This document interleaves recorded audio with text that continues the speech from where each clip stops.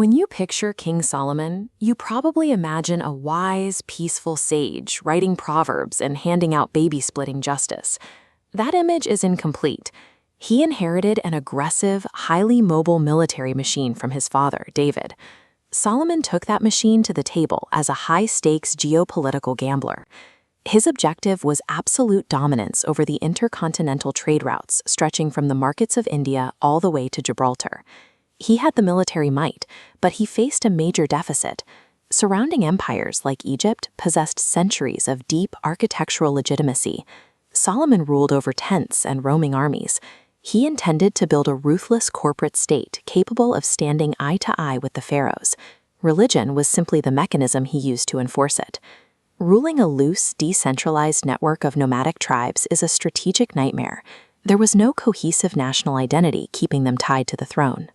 To solve this, Solomon decided to anchor his kingdom. He initiated the construction of a massive, undeniable center of gravity, the Temple in Jerusalem. This is ego infrastructure. It's a staggering capital expenditure designed to project personal power, neatly disguised as a divine mandate. By forcing a dynamic, widely distributed network into a single, static node, Solomon traded the resilience of his people for a centralized target. Look at the labor data behind this project. He instituted forced labor, drafting 30,000 Israelites.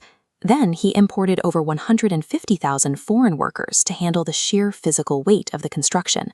All taxation, wealth, and religious worship were forcefully funneled directly into Jerusalem. The outer, northern tribes were drained of their resources and their autonomy.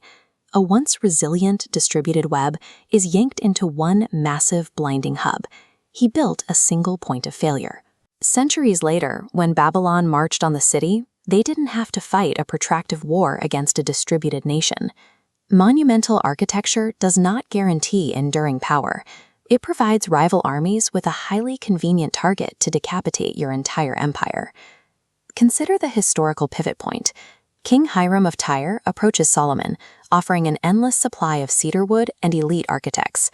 Imagine Solomon rejected the vanity of a static temple, taking that immense wealth to build the ancient world's largest thalassocracy, a sprawling, aggressive naval empire. Instead of heavy centralization, he could have implemented a franchise model. By establishing smaller houses of wisdom across every tribe, he could secure their loyalty through shared technology and trade access, rather than forced taxation. If Solomon's fleet dominated the Mediterranean trade routes, his successors would have occupied the colonial niches that Carthage later filled. By controlling the flow of metals and grain through a Judean cartel, the trade embargoes would have choked out nascent city-states like Rome before they could ever develop the resources to expand. Jerusalem avoids becoming a religious fortress and instead operates as an ancient tech-capitalism hub, holding monopolies on metallurgy patents and managing global banking ledgers. Unbreakable global dominance comes from pushing influence and capability outward, rather than hoarding your nation's resources inside a single stone box. Solomon violated a core mechanical rule of leadership.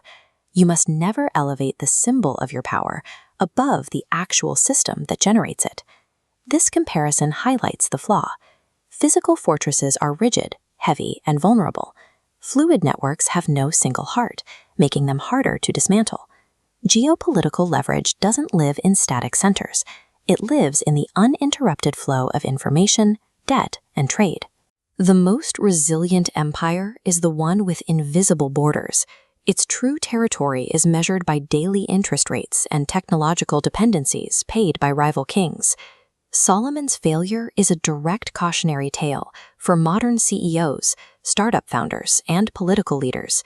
Ego infrastructure, whether it takes the form of a sprawling vanity headquarters, an unnecessary corporate rebrand, or over-centralized executive control, consistently leads to bankruptcy.